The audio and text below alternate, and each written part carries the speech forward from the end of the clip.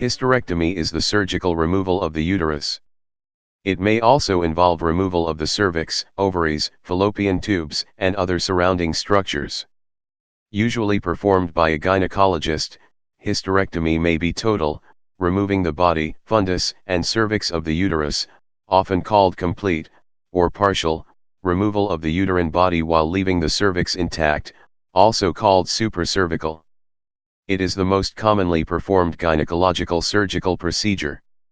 In 2003, over 600,000 hysterectomies were performed in the United States alone, of which over 90% were performed for benign conditions. Such rates being highest in the industrialized world has led to the major controversy that hysterectomies are being largely performed for unwarranted and unnecessary reasons. Removal of the uterus renders the patient unable to bear children, as does removal of ovaries and fallopian tubes, and has surgical risks as well as long-term effects, so the surgery is normally recommended when other treatment options are not available or have failed. It is expected that the frequency of hysterectomies for non-malignant indications will fall as there are good alternatives in many cases. Oophorectomy, removal of ovaries, is frequently done together with hysterectomy to decrease the risk of ovarian cancer. However, recent studies have shown that prophylactic oophorectomy without an urgent medical indication decreases a woman's long-term survival rate substantially and has other serious adverse effects. This effect is not limited to premenopausal women, even women who have already entered menopause were shown to have experienced a decrease in long-term survivability post-oophorectomy. The term is from Greek sigma tau rho alpha, hystera, uterus and kappa tau omicron mu, ectom, a cutting out of. Medical uses. Hysterectomy is a major surgical procedure that has risks and benefits, and affects a woman's hormonal balance and overall health for the rest of her life. Because of this, hysterectomy is normally recommended as a last resort to remedy certain intractable uterine/reproductive system conditions. Such conditions include, but are not limited to, severe and intractable endometriosis, growth of the uterine lining outside the uterine cavity, and/or adenomyosis, a form of endometriosis, where the uterine lining has grown into and sometimes through the uterine wall musculature, after pharmaceutical or other surgical options have been exhausted. Chronic pelvic pain, after pharmaceutical or other surgical options have been exhausted. Postpartum to remove either a severe case of placenta previa, a placenta that has either formed over or inside the birth canal, or placenta percreta, a placenta that has grown into and through the wall of the uterus to attach itself to other organs, as well as a last resort in case of excessive obstetrical hemorrhage. Several forms of vaginal prolapse. Women may also express a desire to undergo an elective hysterectomy for reasons other than the resolution of reproductive system conditions or illnesses.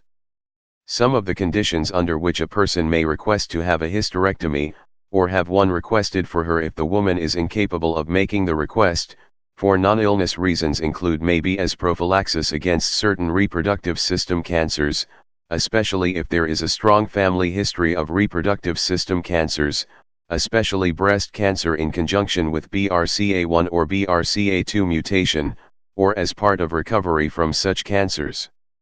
Some with severe developmental disabilities have had hysterectomies, though this treatment is controversial at best. In the United States, specific cases of sterilization due to developmental disabilities have been found by state-level Supreme Courts to violate the patient's constitutional and common law rights. Gynecological malignancies. Many types of reproductive system cancers are treated surgically. These include uterine, cervical, ovarian, endometrium or tumors. Uterine fibroids that do not respond to more conservative treatment options. Sex reassignment surgery.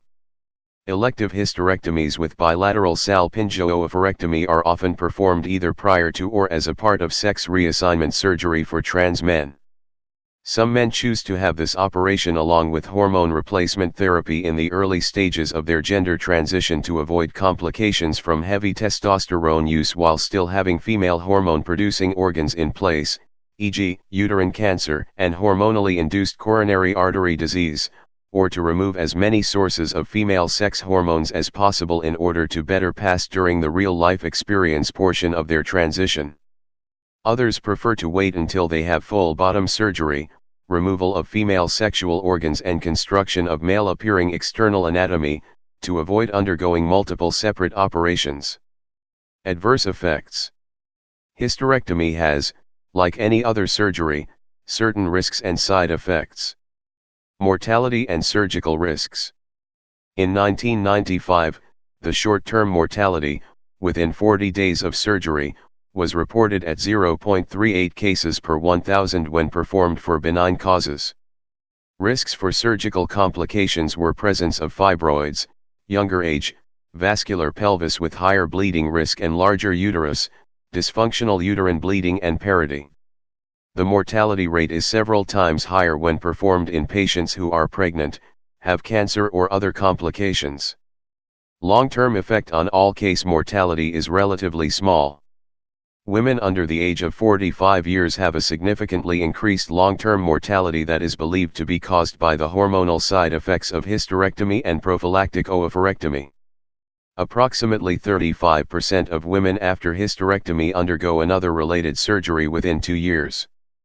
Ureteral injury is not uncommon and occurs in 0.2 per 1,000 cases of vaginal hysterectomy and 1.3 per 1,000 cases of abdominal hysterectomy. The injury usually occurs in the distal ureter close to the infundibulopelvic ligament or as a ureter crosses below the uterine artery, often from blind clamping and ligature replacement to control hemorrhage. Recovery. Hospital stay is 3 to 5 days or more for the abdominal procedure and between 1 and 2 days, but possibly longer, for vaginal or laparoscopically assisted vaginal procedures. Unintended oophorectomy and premature ovarian failure. Removal of one or both ovaries is performed in a substantial number of hysterectomies that were intended to be ovary-sparing. The average onset age of menopause after hysterectomy with ovarian conservation is 3.7 years earlier than average. This has been suggested to be due to the disruption of blood supply to the ovaries after a hysterectomy or due to missing endocrine feedback of the uterus. The function of the remaining ovaries is significantly affected in about 40% of women. Some of them even require hormone replacement treatment. Surprisingly, a similar and only slightly weaker effect has been observed for endometrial ablation, which is often considered as an alternative to hysterectomy. A substantial number of women develop benign ovarian cysts after a hysterectomy. Effects on sexual life and pelvic pain. After hysterectomy for benign indications, the majority of women report improvement in sexual life and pelvic pain. A smaller share of women report worsening of sexual life and other problems. The picture is significantly different for hysterectomy performed for malignant reasons. The procedure is often more radical with substantial side effects. A proportion of patients who undergo a hysterectomy for chronic pelvic pain continue to suffer from pelvic pain after a hysterectomy and develop dyspareunia, painful sexual intercourse. Premature menopause and its effects. Estrogen levels fall sharply when the ovaries are removed, removing the protective effects of estrogen on the cardiovascular and skeletal systems. This condition is often referred to as surgical menopause. Although it is substantially different from a naturally occurring menopausal state, the former is a sudden hormonal shock to the body that causes rapid onset of menopausal symptoms such as hot flashes, while the latter is a gradually occurring decrease of hormonal levels over a period of years with uterus intact and ovaries able to produce hormones even after the cessation of menstrual periods. One study showed that risk of subsequent cardiovascular disease is substantially increased for women who had hysterectomy at age 50 or younger. No association was found for women undergoing the procedure after age 50. The risk is higher when ovaries are removed but still noticeable even when ovaries are preserved. Several other studies have found that osteoporosis, decrease in bone density, and increased risk of bone fractures are associated with hysterectomies. This has been attributed to the modulatory effect of estrogen on calcium metabolism, and the drop in serum estrogen levels after menopause can cause excessive loss of calcium leading to bone wasting. Hysterectomies have also been linked with higher rates of heart disease and weakened bones. Those who have undergone a hysterectomy with both ovaries removed typically have reduced testosterone levels as compared to those left intact. Reduced levels of testosterone in women are predictive of height loss, which may occur as a result of reduced bone density, while increased testosterone levels in women are associated with a greater sense of sexual desire. Oophorectomy before the age of 45 is associated with a five-fold mortality from neurologic and mental disorders. Urinary incontinence and vaginal prolapse. Urinary incontinence and vaginal prolapse are well-known adverse effects that develop with high frequency a very long time after the surgery. Typically, those complications develop 10 to 20 years after the surgery. For this reason, exact numbers are not known, and risk factors are poorly understood. It is also unknown if the choice of surgical technique has any effect. It has been assessed that the risk for urinary incontinence is approximately doubled within 20 years after hysterectomy. One long-term study found a 2.4-fold increased risk for surgery to correct urinary stress incontinence following hysterectomy. The risk for vaginal prolapse depends on factors such as number of vaginal deliveries, the difficulty of those deliveries, and the type of labor. Overall incidence is approximately doubled after hysterectomy. Adhesion formation and bowel obstruction. The formation of postoperative adhesions is a particular risk after hysterectomy because of the extent of dissection involved, as well as the fact the hysterectomy wound is in the most gravity-dependent part of the pelvis into which a loop of bowel may easily fall. In one review, incidence of small bowel obstruction due to intestinal adhesion was found to be 15.6% in non-laparoscopic total abdominal hysterectomies versus 0% in laparoscopic hysterectomies. Wound infection. Wound infection occurs in approximately 3% of cases of abdominal hysterectomy. The risk is increased by obesity, diabetes, immunodeficiency disorder, use of systemic corticosteroids, smoking, wound hematoma, and pre-existing infections such as chorioamnionitis and pelvic inflammatory disease. Such wound infections mainly take the form of either incisional abscess or wound cellulitis. Typically, both confer erythema, but only an incisional abscess confers purulent drainage. The recommended treatment of an incisional abscess after hysterectomy is by incision and drainage, and then coverage by a thin layer of gauze followed by sterile dressing. The dressing should be changed and the wound irrigated with normal saline at least twice each day. In addition, it is recommended to administer an antibiotic active against staphylococci and streptococci, preferably vancomycin, when there is a risk of MRSA. The wound can be allowed to close by secondary intention. Alternatively, if the infection is cleared and healthy granulation tissue is evident at the base of the wound, the edges of the incision may be reproximate, such as by using butterfly stitches, staples or sutures. Sexual intercourse remains possible after hysterectomy. Reconstructive surgery remains an option for women who have experienced benign and malignant conditions. 1020, 1348. Other rare problems. Hysterectomy may cause an increased risk of the relatively rare renal cell carcinoma. The increased risk is particularly pronounced for young women. The risk was lower after vaginally performed hysterectomies. Hormonal effects or injury of the ureter were considered as possible explanations. In some cases, the renal cell carcinoma may be a manifestation of an undiagnosed hereditary leiomyomatosis and renal cell cancer syndrome. Removal of the uterus without removing the ovaries can produce a situation that on rare occasions can result in ectopic pregnancy due to an undetected fertilization that had yet to descend into the uterus before surgery.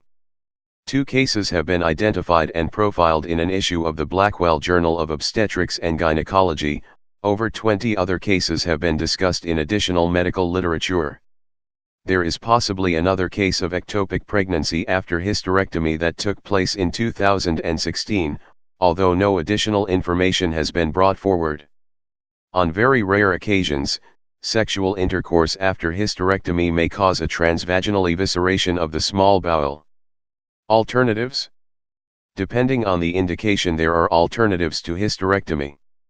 Heavy bleeding. Levonorgestrel intrauterine devices are highly effective at controlling dysfunctional uterine bleeding, DUB, or menorrhagia, and should be considered before any surgery.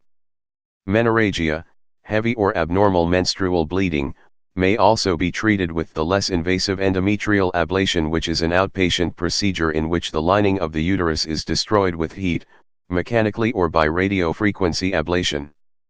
Endometrial ablation greatly reduces or entirely eliminates monthly bleeding in 90% of patients with DUB. It is not effective for patients with very thick uterine lining or uterine fibroids. Uterine fibroids. Levonorgestrel intrauterine devices are highly effective in limiting menstrual blood flow and improving other symptoms. Side effects are typically very moderate because the levonorgestrel, a progestin, is released in low concentration locally. There is now substantial evidence that levonorgestrel iodes provide good symptomatic relief for women with fibroids. Uterine fibroids may be removed and the uterus reconstructed in a procedure called myomectomy. A myomectomy may be performed through an open incision, laparoscopically, or through the vagina, hysterectomy.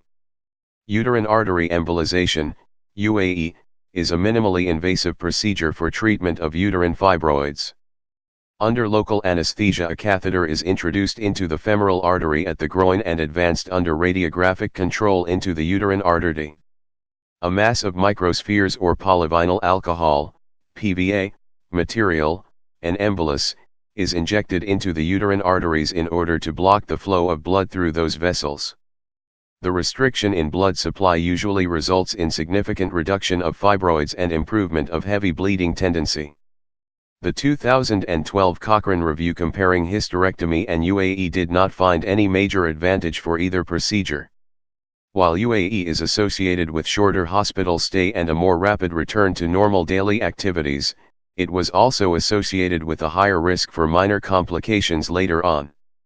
There were no differences between UAE and hysterectomy with regards to major complications.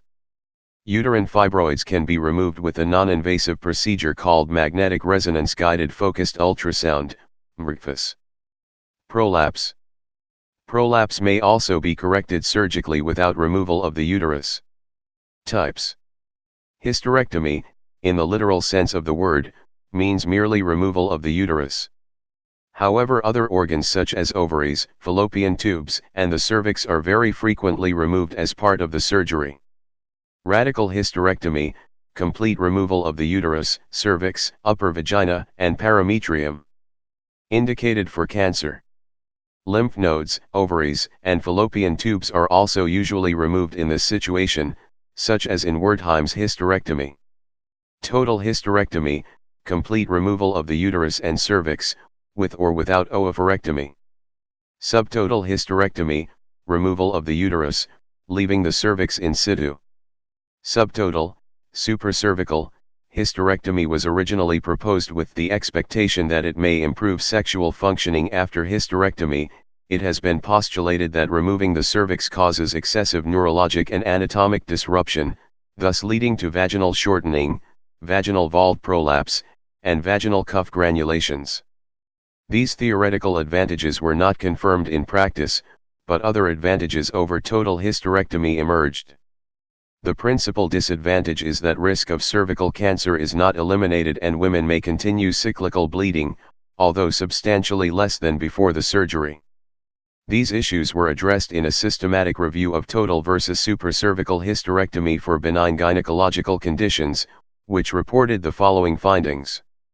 There was no difference in the rates of incontinence, constipation, measures of sexual function or alleviation of pre-surgery symptoms. Length of surgery and amount of blood lost during surgery were significantly reduced during supracervical hysterectomy compared to total hysterectomy, but there was no difference in post-operative transfusion rates.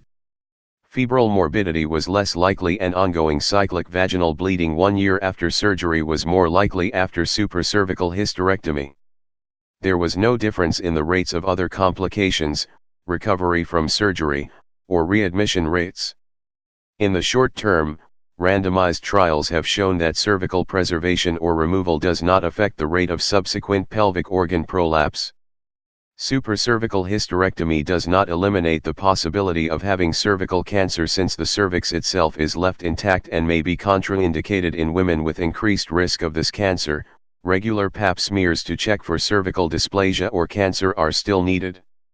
Technique: hysterectomy can be performed in different ways. The oldest known technique is abdominal incision. Subsequently the vaginal, performing the hysterectomy through the vaginal canal, and later laparoscopic vaginal, with additional instruments inserted through a small hole, frequently close to the navel, techniques were developed.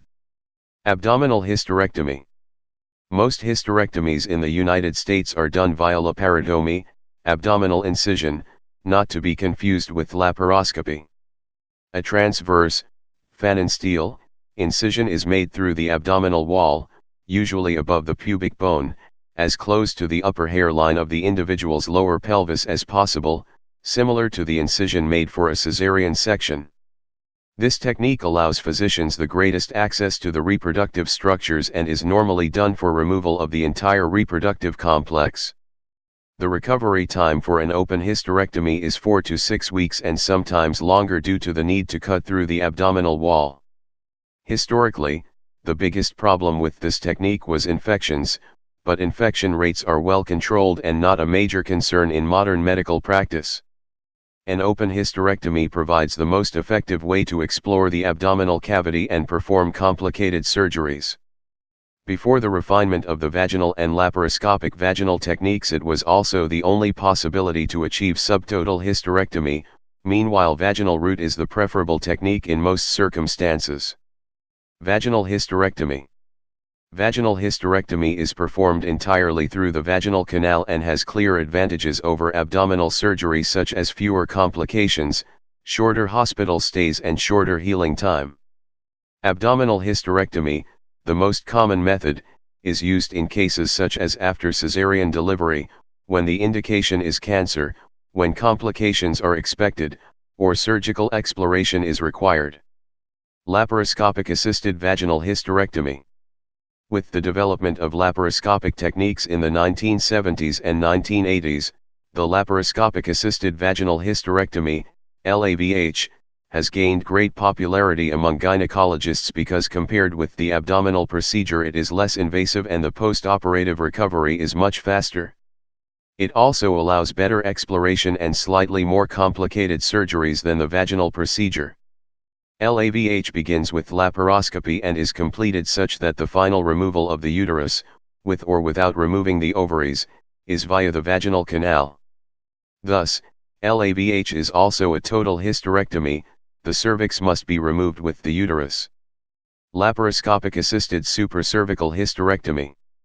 The laparoscopic assisted supracervical hysterectomy, LASH, was later developed to remove the uterus without removing the cervix using a morcellator which cuts the uterus into small pieces that can be removed from the abdominal cavity via the laparoscopic ports.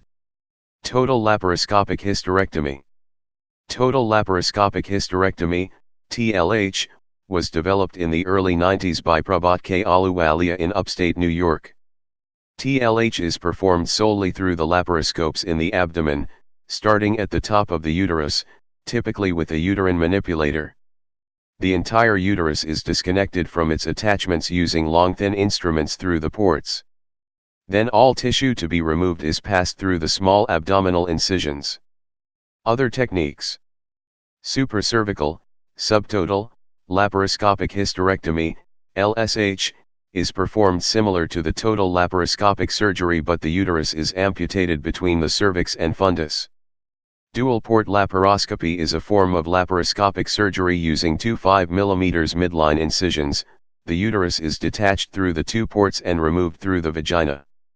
Robotic hysterectomy is a variant of laparoscopic surgery using special remotely controlled instruments that allow the surgeon finer control as well as three-dimensional magnified vision. Comparison of techniques. Patient characteristics such as the reason for needing a hysterectomy, uterine size, descent of the uterus, presence of diseased tissue surrounding the uterus, previous surgery in the pelvic region, obesity, history of pregnancy, the possibility of endometriosis, or the need for an oophorectomy, will influence a surgeon's surgical approach when performing a hysterectomy. Vaginal hysterectomy is recommended over other variants where possible for women with benign diseases. Vaginal hysterectomy was shown to be superior to LAVH and some types of laparoscopic surgery, causing fewer short and long-term complications, more favorable effect on sexual experience with shorter recovery times and fewer costs. Laparoscopic surgery offers certain advantages when vaginal surgery is not possible, but also has the disadvantage of significantly longer time required for the surgery. In one 2004 study conducted in Britain comparing abdominal, laparotomic, and laparoscopic techniques, laparoscopic surgery was found to cause longer operation time and a higher rate of major complications while offering much quicker healing. In another study conducted in 2014, laparoscopy was found to be a safe alternative to laparotomy in patients receiving total hysterectomy for endometrial cancer. Researchers concluded the procedure offers markedly improved perioperative outcomes with a lower reoperation rate and fewer postoperative complications when the standard of care shifts from open surgery to laparoscopy in a university hospital. Vaginal hysterectomy is the only available option that is feasible without total anesthesia or in outpatient settings, although doing it without anesthesia is recommended only in exceptional cases. The abdominal technique is very often applied in difficult circumstances or when complications are expected. Given these circumstances, the complication rate and time required for surgery compares very favorably with other techniques, however time required for healing is much longer. Hysterectomy by abdominal laparotomy is correlated with much higher incidence of intestinal adhesions than other techniques. Time required for completion of surgery in the EVAL trial is reported as follows. Abdominal 55.2 minutes average, range 19 to 155. Vaginal 46.6 minutes average, range 14 to 168. Laparoscopic, all variants, 82.5 minutes average, range 10 to 325, combined data from both trial arms. Morcellation has been widely used especially in laparoscopic techniques and sometimes for the vaginal technique, but now appears to be associated with a considerable risk of spreading benign or malignant tumors. In April 2014, the FDA issued a memo alerting medical practitioners to the risks of power morcellation. Robotic-assisted surgery is presently used in several countries for hysterectomies. Additional research is required to determine the benefits and risks involved, compared to conventional laparoscopic surgery. A 2014 Cochrane review found that robotic-assisted surgery may have a similar complication rate when compared to conventional laparoscopic surgery. In addition, there is evidence to suggest that although the surgery may take longer, robotic-assisted surgery may result in shorter hospital stays. More research is necessary to determine if robotic-assisted hysterectomies are beneficial for people with cancer. Previously reported marginal advantages of robotic-assisted surgery could not be confirmed, only differences in hospital stay and cost remain statistically significant. In addition, concerns over widespread misleading marketing claims have been raised. Incidence. Canada. In Canada, the number of hysterectomies between 2008 and 2009 was almost 47,000. The national rate for the same timeline was 338 per 100,000 population, down from 484 per 100,000 in 1997. The reasons for hysterectomies differed depending on whether the woman was living in an urban or rural location.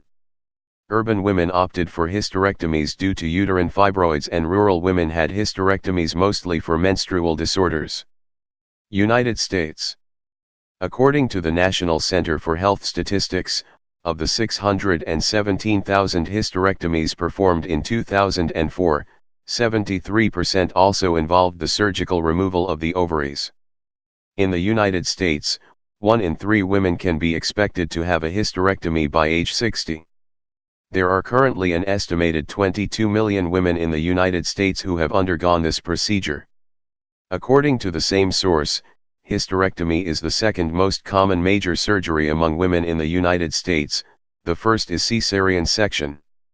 In the 1980s and 1990s, This statistic was the source of concern among some consumer rights groups and puzzlement among the medical community, and brought about informed choice advocacy groups like Hysterectomy Educational Resources and Services, HERS, Foundation, founded by Nora W. Coffey in 1982.